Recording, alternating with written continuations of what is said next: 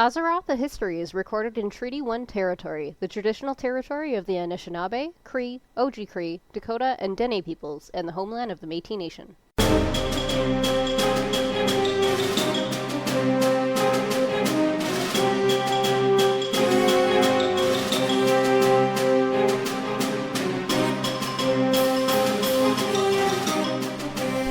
Welcome to Azeroth, a history, a look into the history of Azeroth and how it pertains to World of Warcraft today. I'm your co-host, Bam Bam Anderson. And I'm your co-host, Winona Castavat, aka Senpai, with two P's.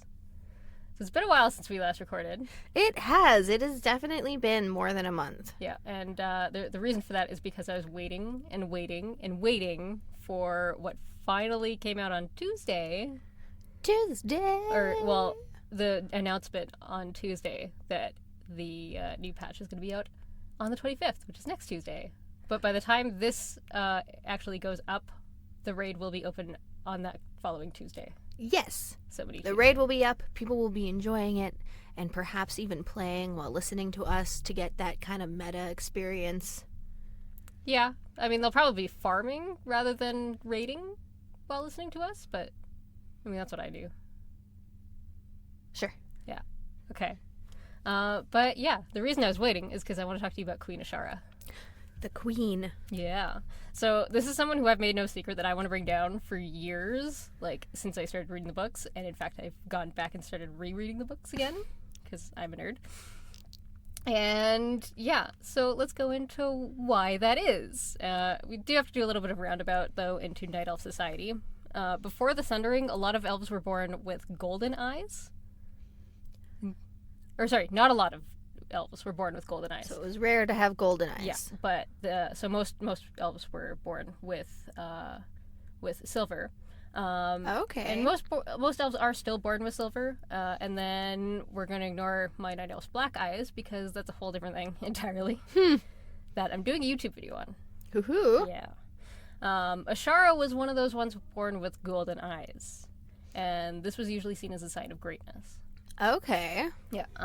Another person that was born with gold eyes was Illidan Stormrage. Oh, snap. Who I've mentioned before. And his twin brother Malfurion was born with silver eyes, but then earned gold eyes. I don't even... So if you're, like, badass enough, your eyes can change color? Apparently. I don't know how rare that is, though. I mean, if I'm just speaking, like, honestly, I find silver eyes better than gold eyes. I agree. IMO. I agree. Then again, my Night Elf has black eyes now. Goth. Yeah. So we don't know a lot about her early life before she became the queen. In Legion, one of the shaman artifacts was once hers, so she's mentioned in the book about the artifact for the story of her coronation. But when we first see her in the War of the Ancients trilogy, which is the book series I'm rereading again, she's already been queen for like some time at that point. And she's described as a great beauty. But, gorgeous. Yeah. Like, absolutely beautiful. And that a modern times Cleopatra. Yeah, I'd go with that. And she was incredibly gifted magically, more so than almost any other elf. And we see that during the Warbringer's shirt when she holds that massive amount of water back. Oh, okay. Yeah, remember when I showed you that? Yes. Yeah. She does that in the book. It's a little bit different. That's typically how it goes. Mm-hmm. Her coronation ceremony lasted days, so I'm tempted to call it a bit of a festival, during which people would lavish her with gifts of lavish things. I mean, I want a festival where people lavish me with lavish gifts. Isn't that your birthday? I wish. I wish I could convince people to celebrate me for multiple days in a row. Yeah, I don't know if I could do multiple days anymore. I'm getting kind of old. Oh, no. Multiple days is the minimum. Okay. Ideally, all of September would just be one giant celebration of Bam Bam. You know, there'd be no school for certain days, stat holidays, you know, get that double time if you're gonna pay. Yeah. Yep. I can maybe get on board with this, probably. Xavius, who we know from previous episodes, gave her the Scepter of Sherrizdal, which is the thing that becomes the shaman artifact. Cool. Along with a shield of the Sea Queen for restoration shamans. Oh, cool. So only healing shamans. Noise. After the coronation, she ordered a palace be built on the shores of the Well of Eternity. So this is also when they renamed the city Zin Ashari, which means glory of Azshara, to please her. And they changed the name from Elundris, which means the eye of Elune. So, like, Elune's like the moon goddess that they worship. Yeah. So, huge sign of disrespect for Elune. Right? Yeah. I mean, that's just asking for some kind of god hate, anger, wrath. You'd think so. Fire and brimstone. Elune doesn't really work in fire and brimstone. But, yeah, I get it. Drowning beneath oceans. Oh, we're getting there. Now, at this point, I don't know if it's her using her magic to persuade people, like, or if they just do shit for her anyway. Okay. I don't know if they just legitimately loved her or if she's just that fucking mind warpy, control-y. I don't know. She scares me, though. I think you don't need magic to be able to mind warp and control people. That's true, yeah. You just need to be Oh, fuck. I'm really quiet. a persuasive person and, like, have people skills. Also, no soul. No soul is generally necessary. I mean, she has a soul. Whether it's a good soul, it's a different story, but yeah.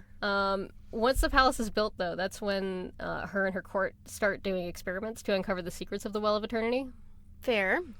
And then we come up on the palace in the books of Richard Knack. The first scene is her overseeing one of these experiments. Okay. And that's... So far, that's all before the books, though. And a lot of it comes from Warcraft Chronicle 1 and the book about the scepter in the Shaman Hall that I had to look up separately because I don't have a shaman. Then when we come into the trilogy and some time traveling and some other time traveling, which I'm going to hate to talk about, I'm going to quote a Starfleet captain here.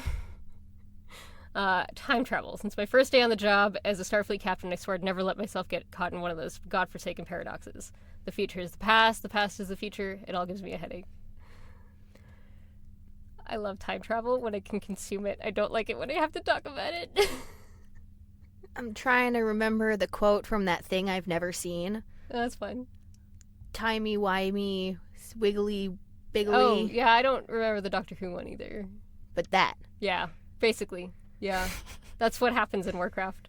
Yeah, I don't like talking about it that much because it's something that gives me a headache. Absolutely. Anytime you start trying to delve into, like, the science of time travel, it just kind of goes in a circle and, like, gets you confused and Yep.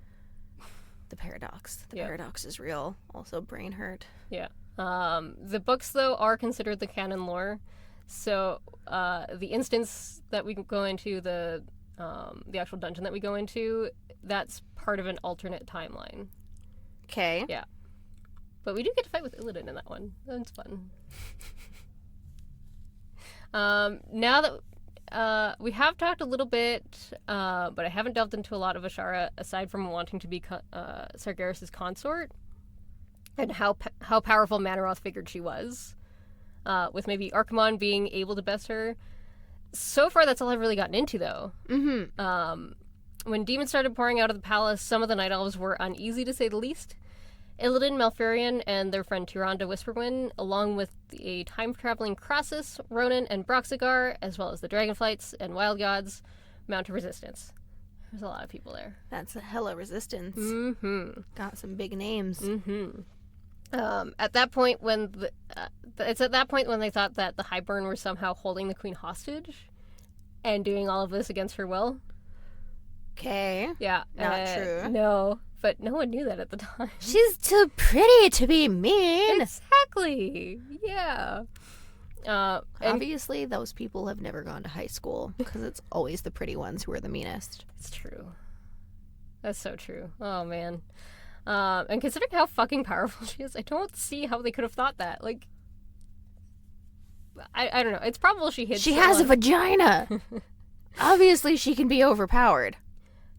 Well, no, because Night Elf Society is very almost Amazonian. Maybe not quite that far. Okay. But, like, the women are in power. It's the priestesses that lead the Sisterhood of Elune. It's called the Sisterhood of Elune, even though they allow male priests now. Okay.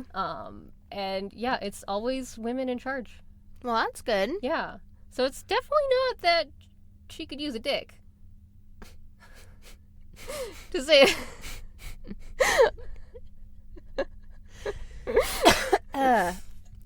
Is that my point or is that your point? I think that's your point. I was just saying that they probably thought she was kidnapped because she's a woman and could be easily overpowered. I think she just hid her talent, to be honest. Which is honestly a smart thing to do. Yeah. It's good to not let people know all the cards you've got packing. Exactly. Although All your aces in the sleeves or your D's in the cups. I don't know. Whatever. Something like that. they very specifically thought it was Xavius that was doing this too. Which, I mean, I'd buy it, but at the same time, like, no, I've done a lot of research on this woman. I don't think so. Malfurion, after learning some new skills from Cenarius, decided to go into the Emerald Dream. Ah, yes, the Emerald Dream. Yeah, to sort of spy on some of the Highborn and figure out their plans, because you can actually, like, move around within the world, but still within this, like, weird parallel dimension type thing. Yeah. Cool. It's cool and weird. The snag is, though, when he gets into Xavius' tower, Xavius can see him. Because Xavius has false enchanted eyes that allow him to see into the other plane, and he hurts Malfurion. And then ends up dying in an explosion in the tower. Oh, wow. Yeah. Of course, we know he doesn't actually die at this point. Sargeras basically holds his spirit hostage. Oh my goodness. Yep. That's some shit. Yep. And he tortures him for failing, and then finally resurrects him as a satyr. Yeah. Wow. Yeah. I mean, damn. Yeah. The war, as far as Azshara is concerned, ends with the Sundering, which we've talked about before, but I've left out a few details. Mostly because I hadn't mentioned a few people at the time. Very key to the final battle was Broxigar, the time-traveling orc. Cool. Yep. The last battle on the shores of the well, the Red Dragonflight, along with Ronan, Crosses, and Brox. The Night Elf Resistance is able to hold back the Legion, but Brox is a warrior. He's looking around. He sees this is the place for magic users, but there's not really a lot else that he can do at this point. So he's flying around with the Red Dragon, looking at the portal that Sargeras is planning on coming through and onto Azeroth. And he goes ahead and jumps through. Yep. Just takes the leap. Yep. And sadly, this is the end of Brox, but he did manage to at least hit Sargeras and keep him from crossing over into Azeroth. Well, that's good. Yeah. Nice little noble sacrifice there. Yeah, it's a very orcish death, if I do say so. They're all about honor. Fair enough. Like Klingons. For all the honor of Grayskull! It's been a long time since I watched He-Man. Sure. Wait, you don't even know that one? I'm just a pocket full of references to things I don't know. Oh, it's good. There's also other things in the pocket if you're interested. Uh-oh. She winked at me. That laugh. Okay. She's giving me a weird look. All the looks are weird, There's folks. some great audio right here, right? Just all of the looks are weird. When Ronan and Crosses finally make it back to their own time, which is shortly after the Third War, to share the story with the War Chief, so he celebrated, but he's gone. Bye-bye. Yeah. Now, the dungeon we go into in Cataclysm, Ronan, Crosses, and Brox aren't there. Okay. It's a completely alternate timeline, basically. Neat. Instead, we have a 5-man group go and help Illidan, Tyrande, and Malfurion. And that's when the player fights back Manaroth and stops the portal from being strong enough to let Sargeras through. Cool. Before we do that, though, we got our first in-game look at Azshara, and she was really, really pretty. What? Yeah. The person who's rumored to be really pretty was really pretty? Oh my gosh. That never happens. Right? We fight some of her guards, and she just kind of stands there, and then at the end of the fight, she escapes with her personal bodyguard. I'm just picturing it like bodyguards fighting in front of her, and her just like voguing in the back, being like, "Yeah, I'm hot." Oh, I think she's too lazy to vogue. I don't What's think she gonna do with it? I don't think she has to vogue. She just stands there. Blizzard, that would have been a better idea. Go back and make her vogue. Dear Blizzard, your game needs more voguing. Signed, Queer Culture. Yeah, I agree. There's something else that happens during the War of the Ancients that was not in the books. There's a few different things, but this is one that's very important to Queen Azshara. In another region, not very far from Zinashari and close to the city that Tyrande is from, lies a region known as Asuna.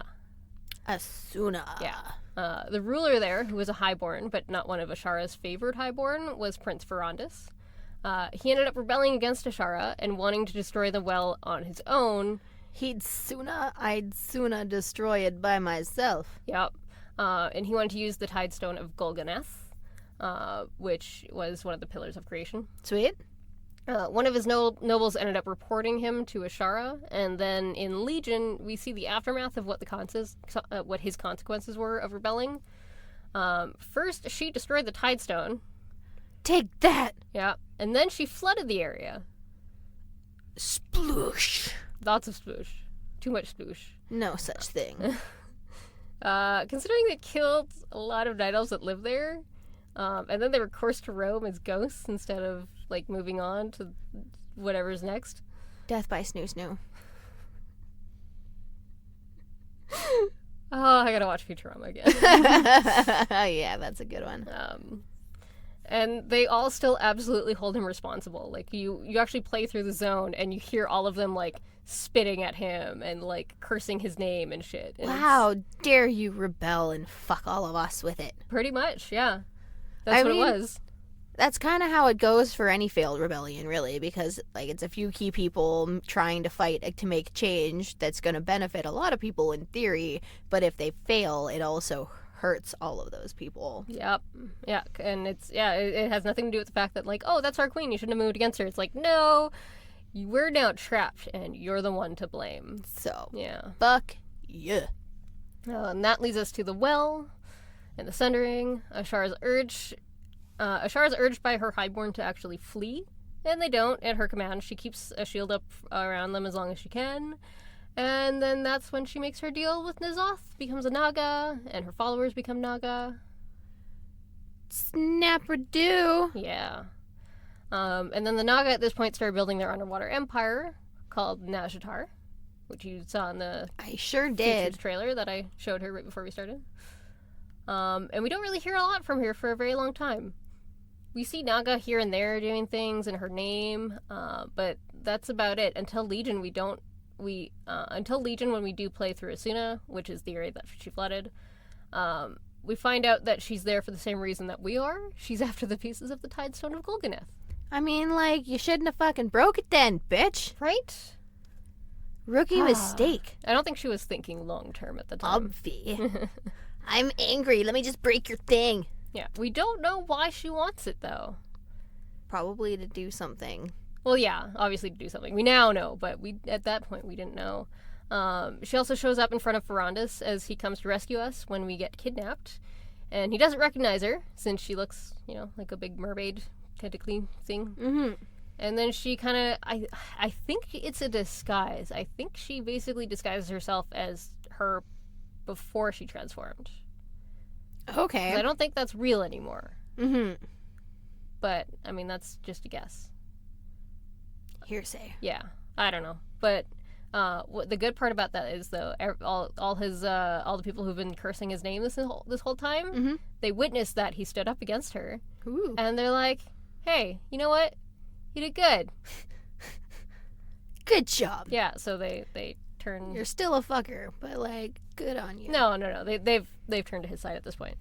Well, that's nice. Mm-hmm. Took him long enough. Right? Jeez. Then there's some flippy floppers. Yup. Yeah, but what does this have to do with now? What does it have to do with now? I will tell you, but first we have to check the auction house. Auction house. If you like what we do, consider donating through our Patreon at patreon.com/senppaiandbambam. That's senppaiandbambam. If you're unable to do that, we would also appreciate a review on Apple Podcasts or any other podcast service you use. It helps us open up to a wider audience. You can also share us with your friends, families, guildies, whoever. Also, if you want to get in touch with us over on Discord, there will be a link in the show notes to join that. It is open to everyone with a patron-only section. You can also email us at senppaiandbambam@gmail.com and we will find a place to answer questions. That's senppai and bambam@gmail.com. Also, if you want to check out more of me talking about just random shit and answering questions that aren't related to Warcraft, I also have another podcast called Creative Conundrums with another friend of mine. Another friend of yours, too, actually. Doc. I know. I'm quite excited about that one. You guys pump out a lot more content than we do. Yeah, Your schedules match a little better. A little bit better, yeah. Yeah. It's true. It really is. I'm perpetually busy. It's a state of life. That's fine. It's You a have lifestyle school, choice. job, partner. Am I missing something? Second job. Oh, damn. Yeah. Yeah, Also, social butterfly, extrovert that's true. type personality. And then there's me. I don't want to leave my house. Alright, so now, in Battle for Azeroth, the beginning of this expansion was very heavily based on Horde versus Alliance. But there are a good number of Naga encampments around both Zandalar and Kultiris. And more than there are usually in the world up to this point. Like, we usually see one or two here and there around, like, older Night Elf zones. Okay. Yeah. Each zone on both continents has at least one encampment, and a couple places have two. Ooh. Yeah, and there's snap. 6 zones altogether. Huzzah. Yeah. On the Alliance side, we also find out that one of the ruling families in Kultiris have allied themselves with Azshara. What? Yep. Well. Mm-hmm. Huh.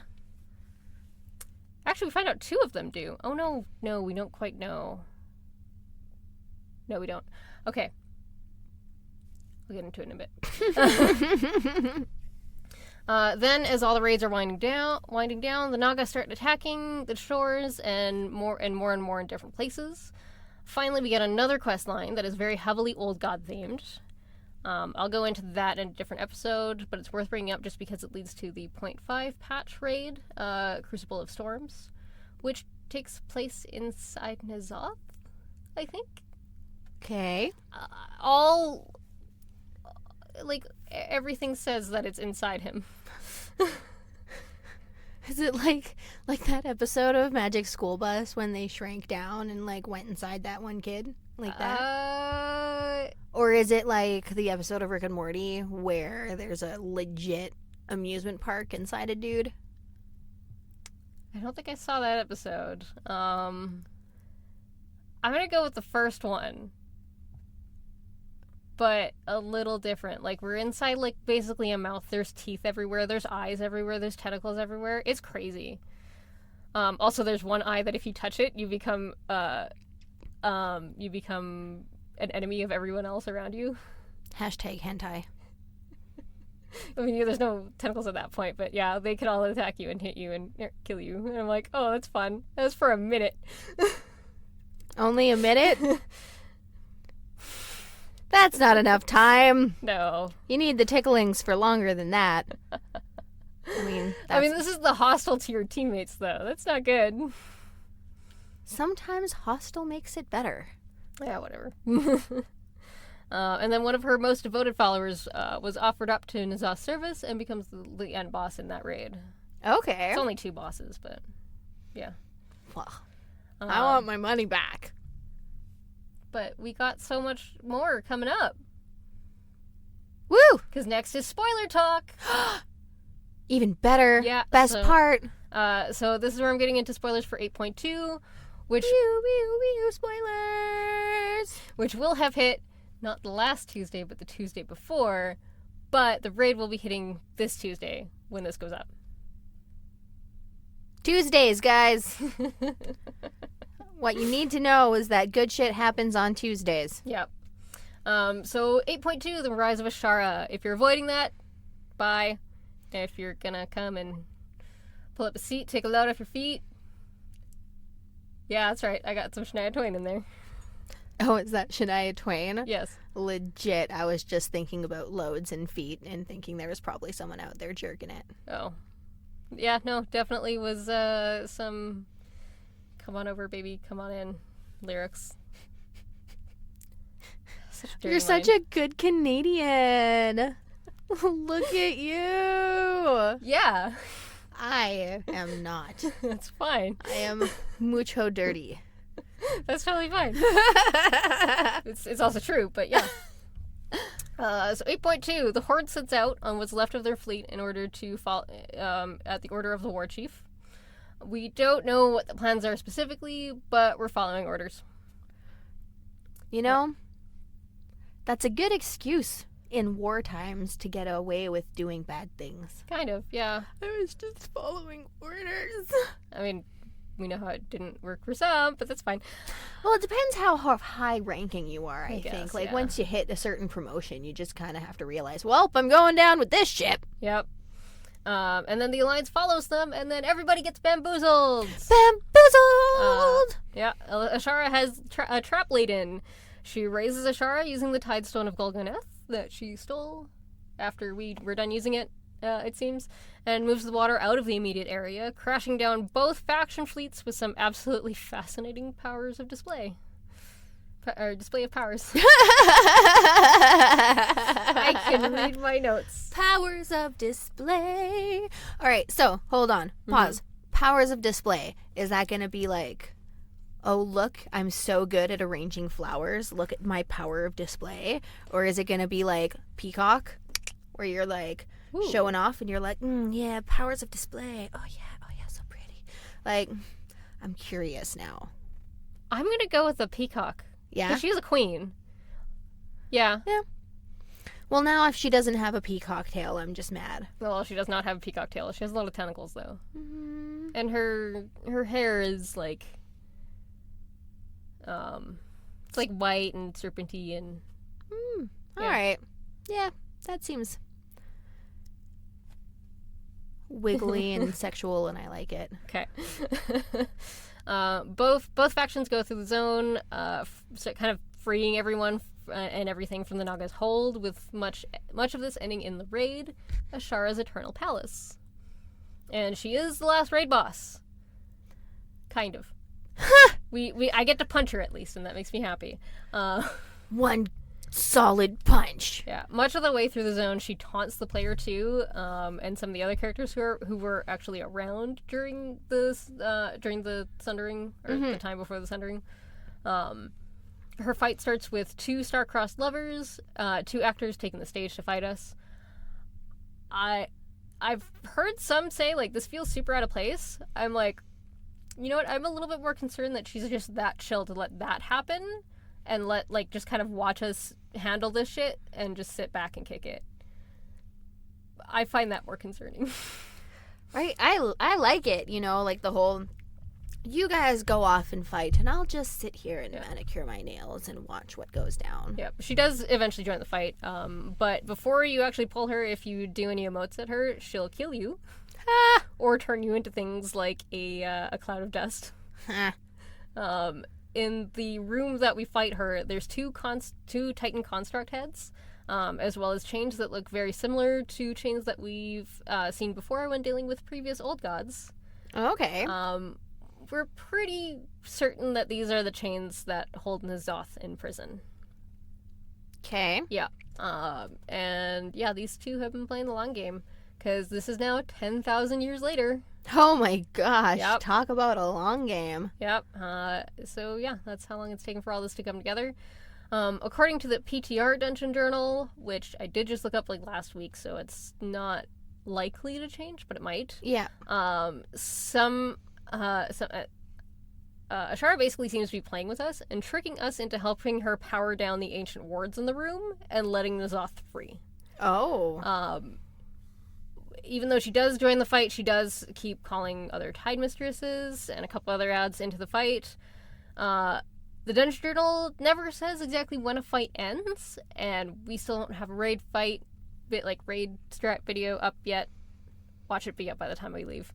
I'll be sad. But I'm thoroughly convinced that we cannot beat her. Okay. There's no way. I think she's got some sort of Xanatos Gambit out. Oh, snap. Yeah. Do you remember what a Xanatos Gambit is? Do you remember the show Gargoyles? It's a Disney show, like, back in the 90s. I mean, I remember the aesthetic. Okay. Well, biggest thing you need to know about Gargoyles is that the bad guy is Xanatos. Okay. And who's played by Jonathan Frakes.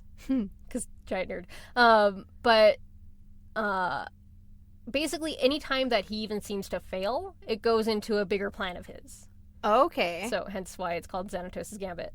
Oh, yeah. Yeah. So I think that's what's going to happen. I don't know what's going to happen after that, but yeah, I think we're going to free N'Zoth. Uh-oh. That's some heavy shit. Yeah. Oops. Eldritch Gods. Just undid the thing. Yep. Huh. Mm-hmm.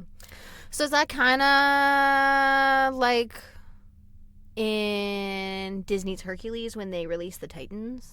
You know what? It's been a very long time since I watched Hercules. I really don't remember off the top of my head.